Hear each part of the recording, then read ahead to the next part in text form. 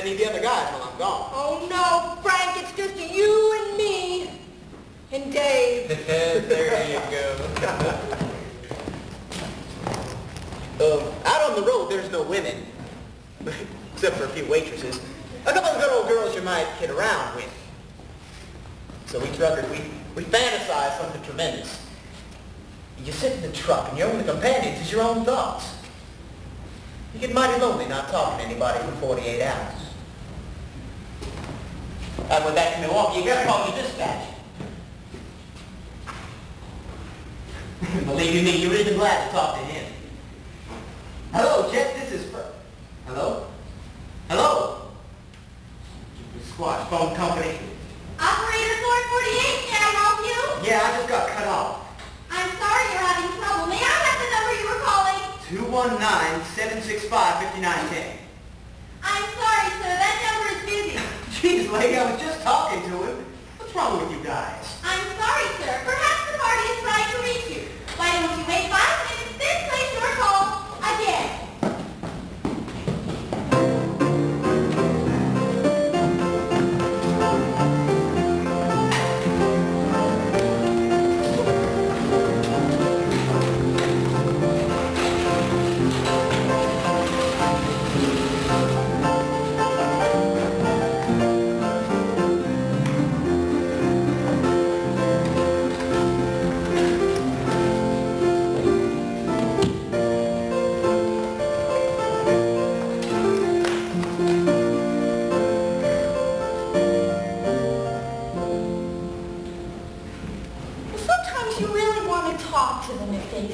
Upset.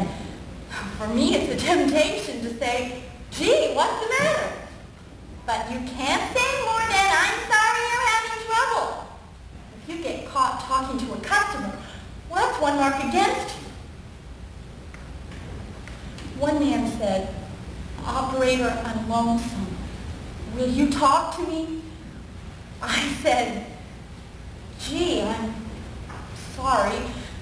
I just can't. But you can't! I'm a communications person and I can't communicate.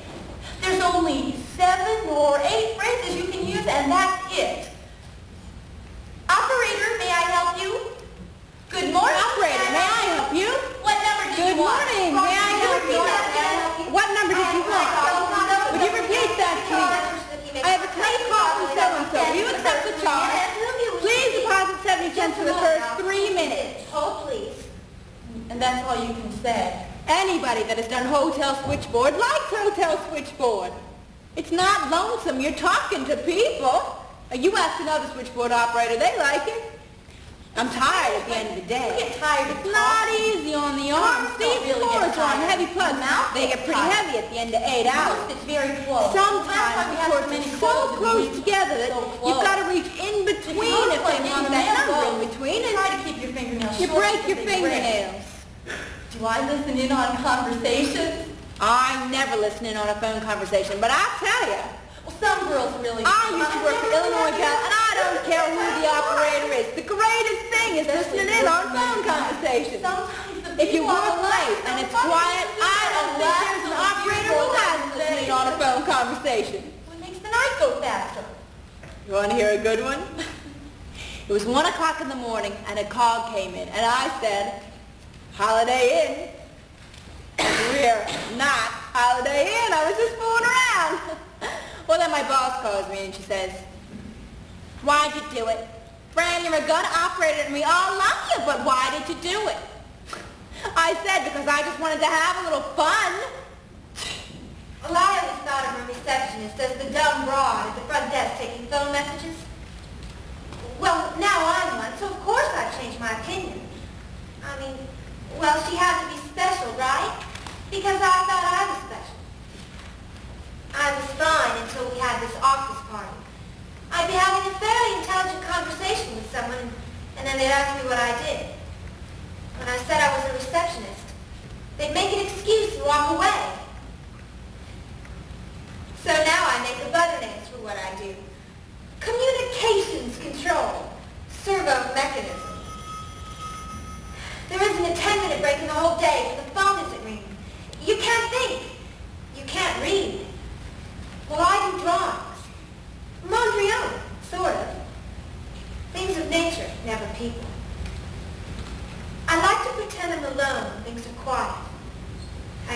the land of no phone.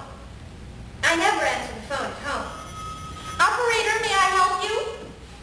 Good morning, may I help you? What number did you want? Sometimes we joke Would you and repeat that say, again? wouldn't it be great if we could just take this handful of cords and yank them?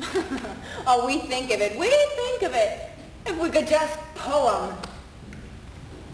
Disconnect them and see what happens. Nah. It's something when you run into somebody who says, "It's a nice day out, operator. How's your day? Busy? Has it been a rough day?"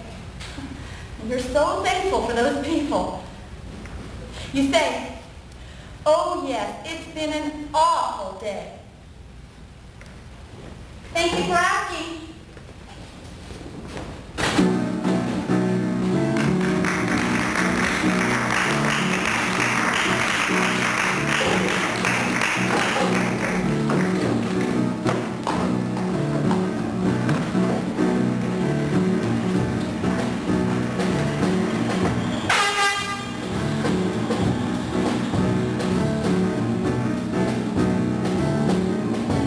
Ricket number 9, big buddy, put your ears on for me now.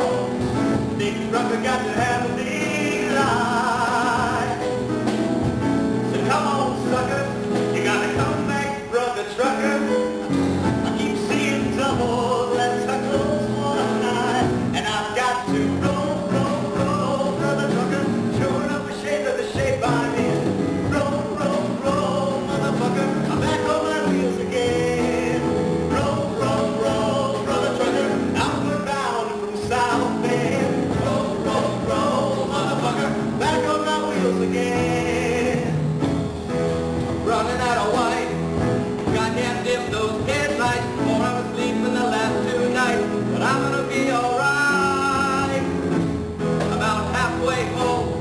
Can't get to the telephone. I'm hot as a pistol, dry as a bone. And I wonder if I'm living alone. I got to roll, brother trucker. You say where and I say when. Roll, motherfucker. Back on my wheels again. Roll, brother trucker. Turn it around and do it again. Roll, motherfucker. Back on my wheels again. Moon over New Jersey, big state police. I'm in a hurry, but won't you let me go in peace? I'm independent. I ain't got no things to do. I'm the able band and the CIO. They still don't own the road. And the only man telling me where to go, the man who owns the road. I say roll. You say where and I say where. Roll. Back on my wheels again. Roll, brother trucker. Back it on up and do it again. Roll. Back on my wheels again.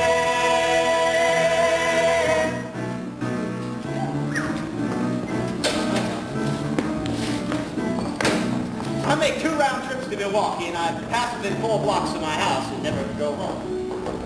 I see the lighted windows of the houses as I drive by, and I look in at the men sitting there with their families and wives. Now the trucker's wife, she's got it rough because she's got to raise the kids. She's lucky to have me home for Christmas. We pick up at one port and deliver to another port. That's right, we truckers, we compare ourselves to sailors. We sail out on the highways.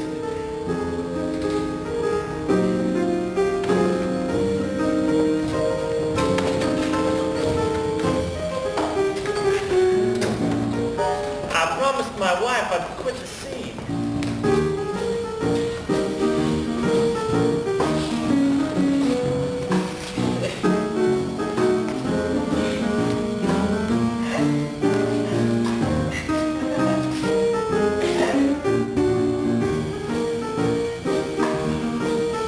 One time when my ship came back from India, she rode 18 hours on a bus to come meet me. Well, she asked me then to give it up. She was tired of being alone. I said, just give me 1 more year. Because we've been saving and had plans.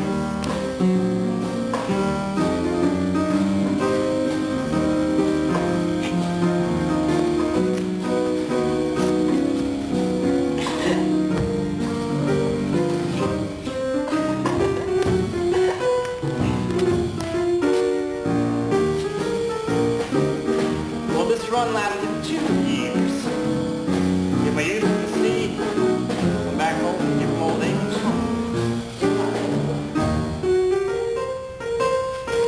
Oh, I'm not a little person. Matter of fact, we like each other. Everything we do is together. Even when I get up and go pee at night, she gets up and dances along with me to the bathroom. Family that pees together stays together. Look, girl.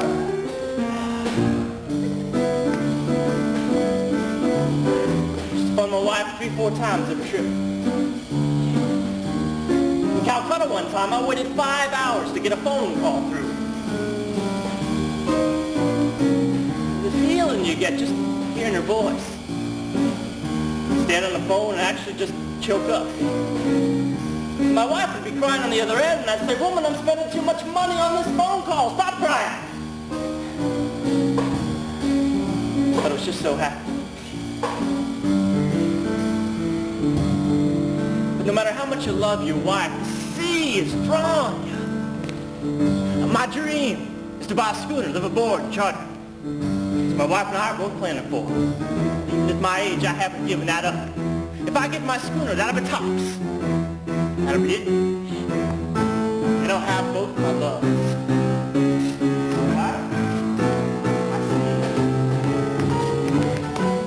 Like the dive sea, and the Barren Sea,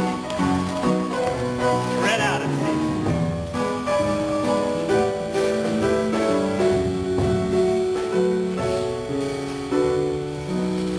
Give me one more year.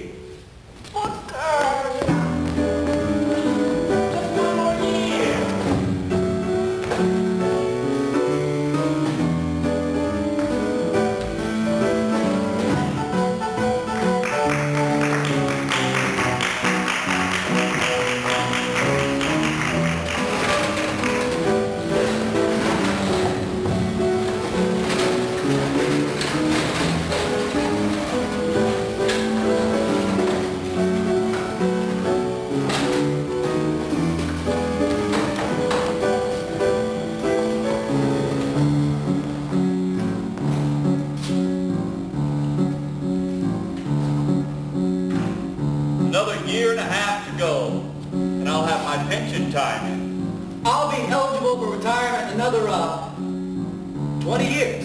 I've got 27 years to go. Another 12 years. 17 years. I'd like the experience after so many years. I'd like the experience to not have to go to work. I retired. First 2 years I was downhearted. Had no place to go, nothing to do. Then I gave myself a good going over. Joe, I said, you can't sit at home like that and waste your time. You gotta get out and do things. Well, I know, the day goes pretty fast for me now. I don't daydream at all. I just think of something and I forget it. That daydreaming don't do you no good. Keep busy, keep moving. That's the trick. You wake at 10, hold up in the bed. You don't leave your couch open all day, you know. It's depressing. You cook an egg, you toast some bread. You cook for yourself, you save a bundle. You don't keep track of your money, who will? You think about the day ahead. You don't go feeling sorry for yourself. It's like I said, you can sit at home, be mad at the world, and get out and do things. You take a walk, you meet a chum. This one guy lived up a National Biscuit for you should see the nice aroma. You shoot the bull, you argue some. Maybe calls up a couple other fellas, play some poker. You lose that gin until they come. This guy remembers what cards you picked up, the dirty bum. When you get beat at gin, sure beats doing nothing. You take a bus, you take a train, you go visit your wife's grave. Now the way you read the Reader's Digest, it does you good to use your brain. Or maybe you go visit your cousin, you bring a six-pack along. You take a stroll down memory lane. We was young, we was always together and raising king. We go back a long way, me and him. All the times we had. I remember once, back in 22, we were at this fair with these girls we knew on this crazy ride where you screamed or you prayed. The Big Dipper, they called it. He could hardly walk her down for a candy bar, and we sat and laughed in the penny arcade.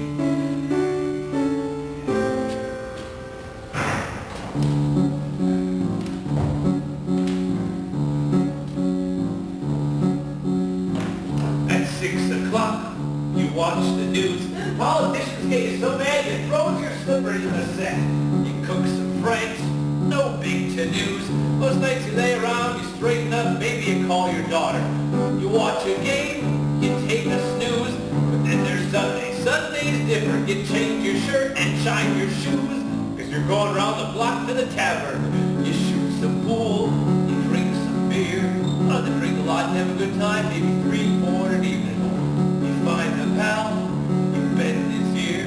Meet a lot of your old crowd there on Sundays. Sometimes a bunch of you sing the kind of songs you never hear, like Great Baby or Pt.2, and then you cheer. Last Sunday night, we sang Till We Meet Again. And believe it or not, I once did a waltz to that tune. Honest to God. It was at a dance. I was 17, and the girl was like from a magazine, and the lights were low, and I really mean low. I think a couple of my friends had something to do with that, and I kissed her cheek as we waltzed away. I remember that like it's yesterday. Boy, was she surprised. I can hear her say, Joe.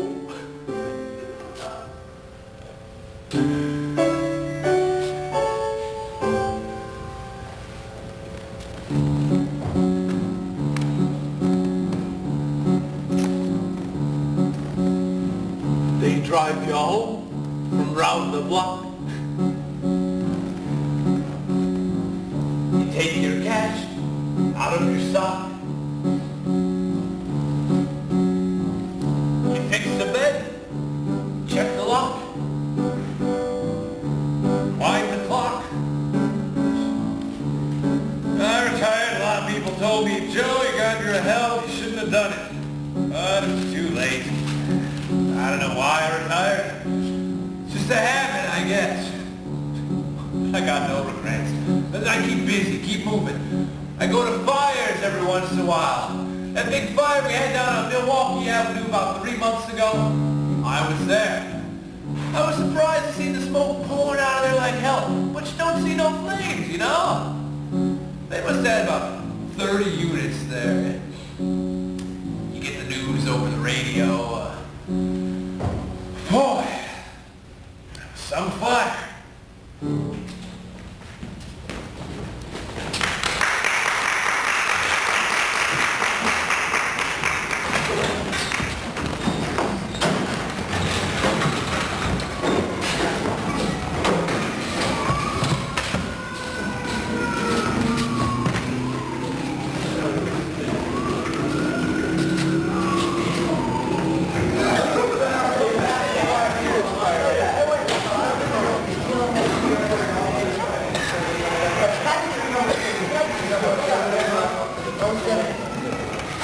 You go in there, it's dark. Smoke pouring out of the goddamn building. Happens really fast. I feel the tremendous heat to my left. I turn around, the whole fucking room is orange yellow. You just see orange and feel the heat. The lieutenant, the other fireman, got the ladder up, saved 2 people. But downstairs, there was a guy trying to get out the door. They had bolts in the door. He was burnt. Dead. You know what the lieutenant said? Oh, we lost the guy! Shit, we lost the guy! I saved 2 people. How would you know there's a guy sleeping on the pool table? Yeah. We lost the guy.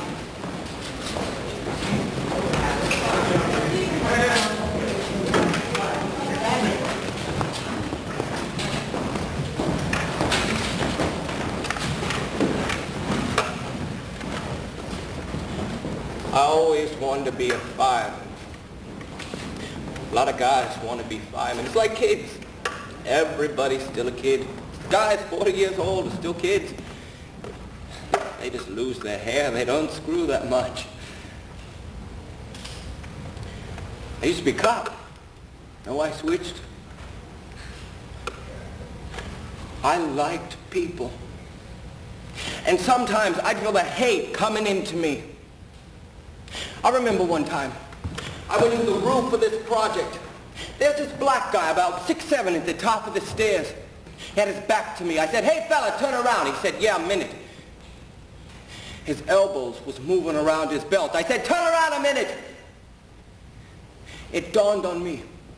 Had a gun, caught in his belt, was trying to get it out. I said, "Holy shit." So I took out my gun and said, "You fucker, I'm gonna shoot."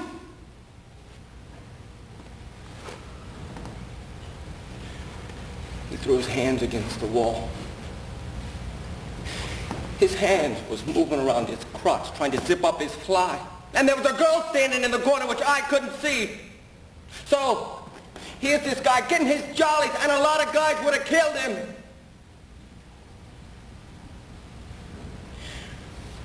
I said, "Holy shit. I could have killed you."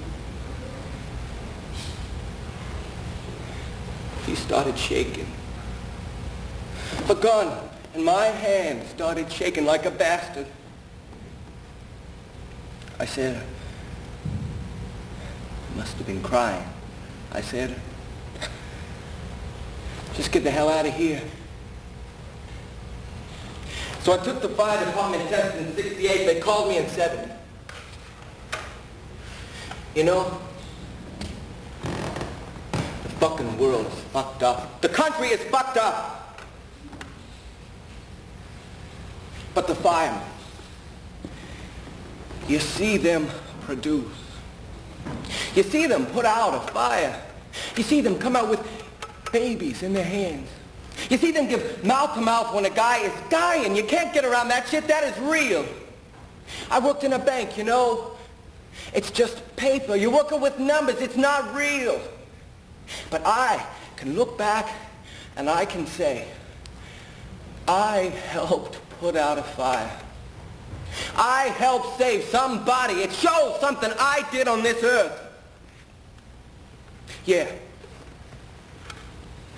Yeah. I always wanted to be a fireman.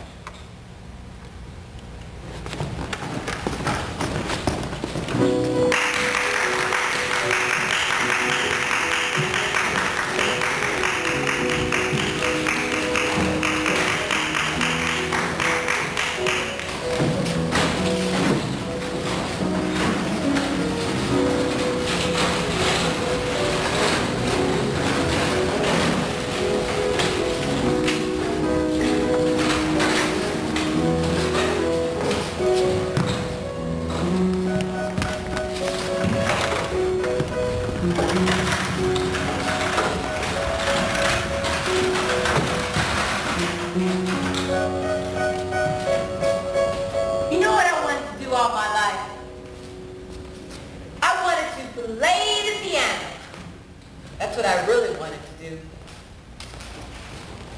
And I'd write songs and things about my life, growing up in the South, my mama, my grandmama. But I've got my own beautiful black daughter now, and I got plans for her. So every morning I leave my house and go scrub somebody else's house. And at night, I come see it and scrub it again. For generations, that's all we've done, scrub. My grandmama, my mama, and even my daughter, she ain't gonna do no domestic work. I aim to be the end of that particular line. My mama worked like a mama before her. Domestic work, it was their trade. They were laundress, cook, and live-in help, Thursday girl, babysitter, and hotel maid. They worked 6 days a week, all day long, never could be out of debt. Those were the days when minimum wage was anything you could get. They were leading women,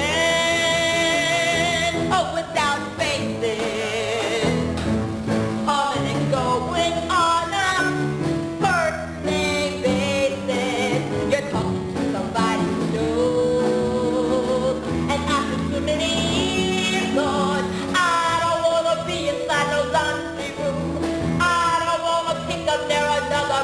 one of these days, just wanna see some news. Cleaning windows without faces, coming and going on our first thing they said. You're talking to somebody who knows. Somebody who knows. It happened too many years ago. I don't wanna be inside no laundry room. I don't wanna pick up there another girl one of these days. One of these days. Just wanna see those news. All day long I'm thinking my kids is in the street somewhere. But the lady of the house don't think you're thinking half the time. Always talking round you like you ain't even there. It's getting so into something to my heart.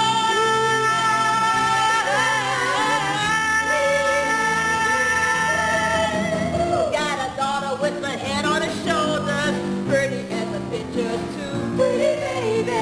She ain't gonna hide her face and head behind doors. Rolling doors like her mama do with my legs. Don't get out and the back goes up. I'm gonna make her a better day. You'll never see her getting down on her knees unless she's down in the spring. No more cleaning windows without faces. She's gonna walk in on our kids like plain faces. She's family. She's family. Have a face that you see. No, she ain't gonna be stepping inside no laundry room. No, no, no. Sweeping, she be pushing her own room. And they never come when she gets me down noon. Long as she can get up saying her own tune for me that day.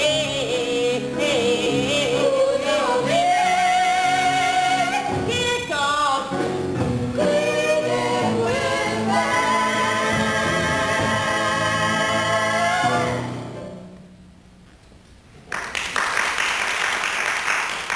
I come from 4 generations of cleaning women. But my daughter, she's a whole new generation. That's what we've got coming up today, a whole new generation. You tell us.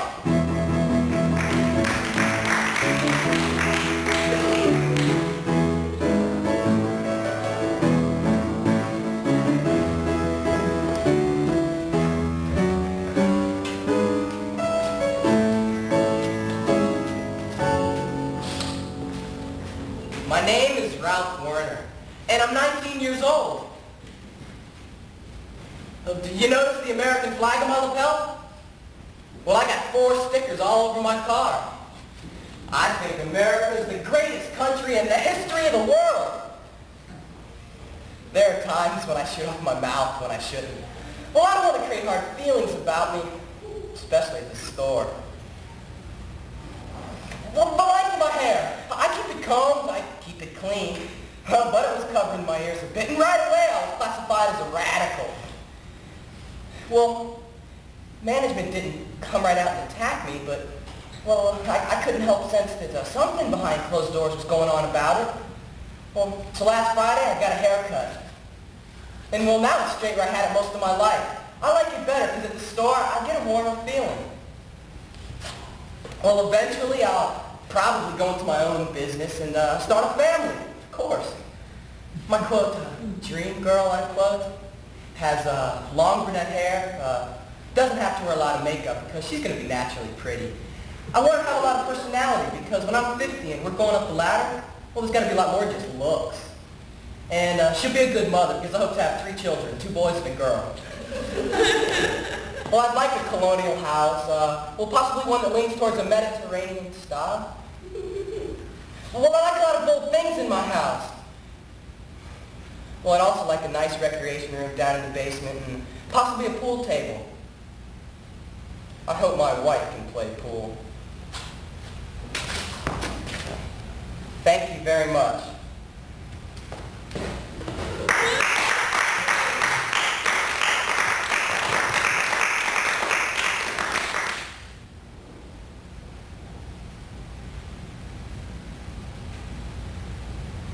I wasn't about to become become a housewife like my mother and sisters. I think I always knew I wanted more out of life. I was 15, going on 16. I was sitting in a coffee shop when a friend of mine came by. She said, "Hurry up, I've got a cab waiting outside. You can make $50 in 20 minutes." We went to a penthouse. The guy up there was quite well known. What he wanted was to watch two women make love, and then he wanted to have sex with me. It was barely sex. He was almost finished by the time we were started. It was a tremendous kick. There I was, doing nothing, feeling nothing, and in 20 minutes I was going to walk out the door with $50 in my pocket. How many of you make $50 for 20 minutes worth of work? And I was still in high school. It was terrific. Looking back on it now, I wonder why I was so quick to run out of that coffee shop and turn a trick. It wasn't traumatic because my training had been in how to be a hustler anyway, just as a woman. We're taught how to hustle. The kind of talk girls hear all the time. Don't sell yourself cheap. Hold out for the highest bidder. What I do is no different than what 99% of American women are taught to do. I take my money from under the lamp instead of in arpege. What would I do with 150 bottles of arpege a week? It's a marketplace transaction. Somehow I managed to absorb that fact when I was still very young.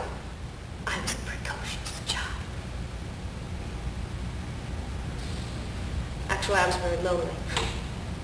I didn't experience myself as being attractive. I wasn't a Pepsi-Cola ad. I was bright, and I didn't know how to play games. Guys were mostly afraid of me. They didn't want to get involved emotionally, but they did want to ball. For a while, I was willing to accept that. It was feeling intimacy, feeling close, feeling warm.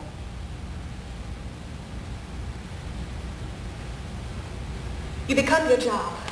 I've become a hustler. Even when I'm not hustling, I'm a hustler. What you do is what you are. I don't see that it's so different from someone who works on an assembly line 40 hours a week and comes home cut off, numb, dehumanized. People aren't made to turn on and off like water faucets.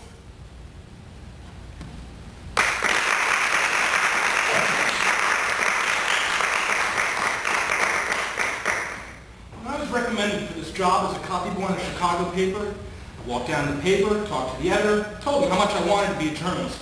He liked me. I had time. Coming to work. For me, it was a kind of missionary kind of thing. I was bringing organic walnuts and organic raisins to work and giving them away to everybody. I was bright, cheerful, and everything. Well, see, this stage of the game, I was in a very mellow mood. I was enjoying my job because I was answering the phone most of the time. People would call up and complain or have a problem, and I'd say, "This is a capitalist newspaper, and as long as it's a capitalist newspaper, it's not going to serve you because its sole purpose is to make money for its owner." And then I'd tell them to call up the editor to complain, write letters, or come down, take over the paper. Man, a lot of people responded very well to those suggestions. Well, then one day, there was this vase with some flowers in it. I sat down on the floor, looked at the flowers for 5 minutes, maybe 6 at the most. They complained I disrupted the office. I was just sitting there with my back straight, breathing.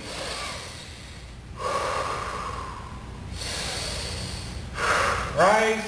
Instead of, right? I mean, that disrupts them. I wanted to be touched by these flowers. I stroked a couple of the petals really gently. I wanted to reach out and say, "Hey, plant, I know you're here in this office and it's probably a drag and you're lonely, but I love you." The next morning, the editor calls me into his office and he says, "Blah, blah, blah, blah, blah, blah, blah. I want to take a baseball and smash his head." I mean, he's a really nice guy. I like him a lot, but he's a fucking marshmallow. Sometimes I wonder if I get any pleasure at all from shooting him up with a 50 caliber machine gun and watching his body pieces splatter all over the wall. My fantasies. Oh, the paper. Well, let's see. During the whole spring of 1978, it was getting a machine gun and shooting them. Or getting some psychedelic hallucinogens and putting them in their drinks. Or getting a gun and walking into the editor's office and saying, okay, how do you base your Dept? Man, when I first started work, I ran. Well, somebody would yell copy or somebody would yell boy and I'd run. Nobody noticed. I guess it didn't make a difference. So I started walking. Why the fuck should I run for them, right?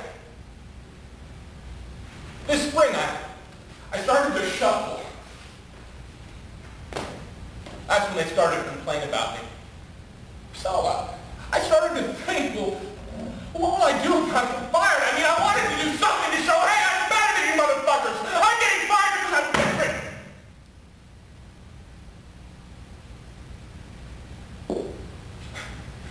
So I was thinking, how could I show them?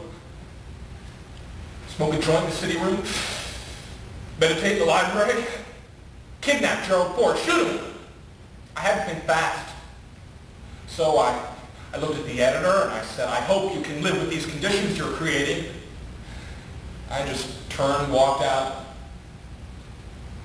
and I started to cry. He hurried after me a minute later and said, wait a minute, I'm not creating these conditions, you are. I said, no! No. I'm not the one who has the power. You're the one who has the power. Just ended up hanging around the office the rest of the day selling copies of Rising Up Angry. I've gotten myself on unemployment now. First few times it was all right. Around the third week, the lady behind the counter says, take a number.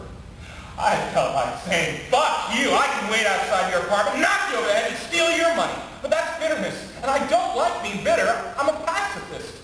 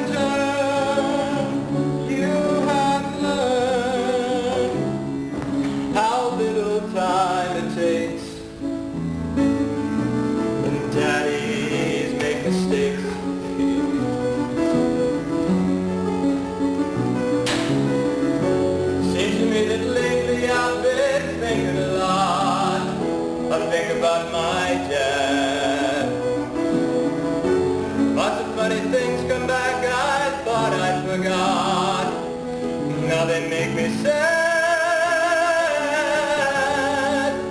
High school and it used to be. I didn't want him touching me and I shuddered if he did. Further back, summer nights, baseball games.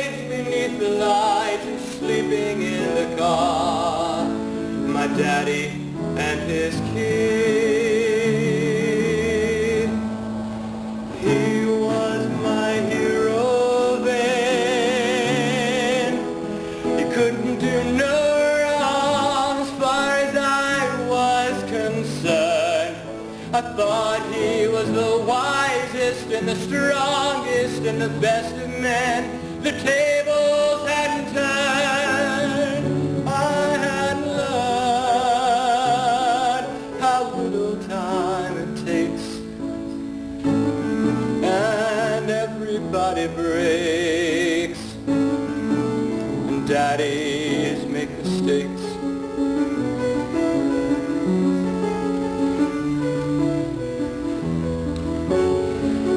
This may sound square, but my kid is my imprint.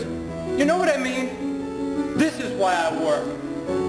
Every time I see a smart young guy walking by, dressed real sharp, I'm looking at my kid, you know? I want my kid to be an effete snob. That's right, to be able to quote Walt Whitman and be proud of him. I want my kid to be able to come up to me and say, Dad, you're a nice guy, but you're a fucking dummy. Hell yes. If you can't improve yourself, you improve your posterity.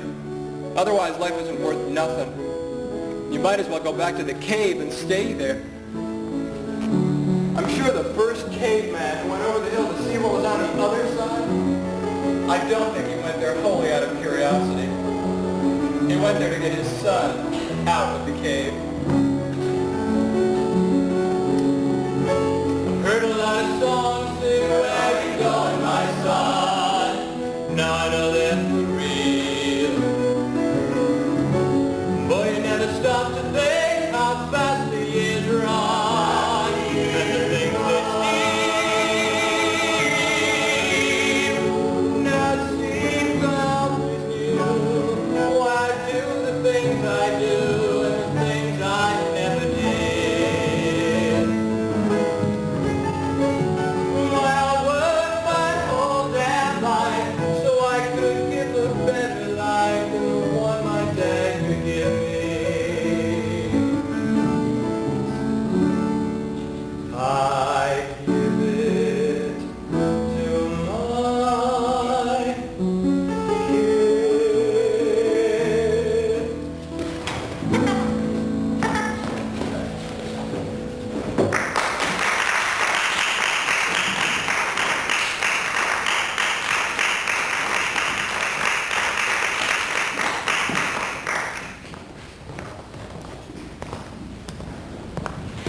You want to hear about my job? Well, I don't want to talk about my job. I'll talk about something else maybe, but not U.S. fucking steel. I mean, unless the guys are nuts, he never talks about work. Maybe about baseball or getting drunk, or the other night he got laid or he didn't get laid. I mean, you think about a piece of work. Even, let's say, Michelangelo, Sistine Chapel, right? This beautiful work of art. But what if he had to create the Sistine Chapel 1,000 times a year? Don't you think this would dull even Michelangelo's mind? Or if Da Vinci had to draw his anatomical charts 60, 80, 90, 100 times a day? You know, when I build something, purely out of meanness, I put a little dent in it. I hit it with my hammer, deliberately to fuck it up, just so I could say I did it. I want my signature on it, my imprint, my mistake, mine! Don't you see? It's not just the work. Somebody built the pyramids. The pyramids, the Empire State Building, these things don't just happen. I'd like to see a building. Say the Empire State. I'd like to see on the side of it a foot-wide strip from top to bottom with the names of every bricklayer, every electrician, all the names. So when a guy walked by, he could take his son and say, look, that's me on the 45th floor. I put that steel beam in. Picasso can point to a painting. A writer can point to a book. What can I point to?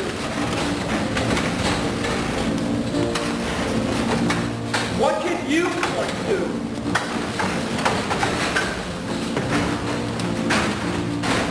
Everybody should have something to point to.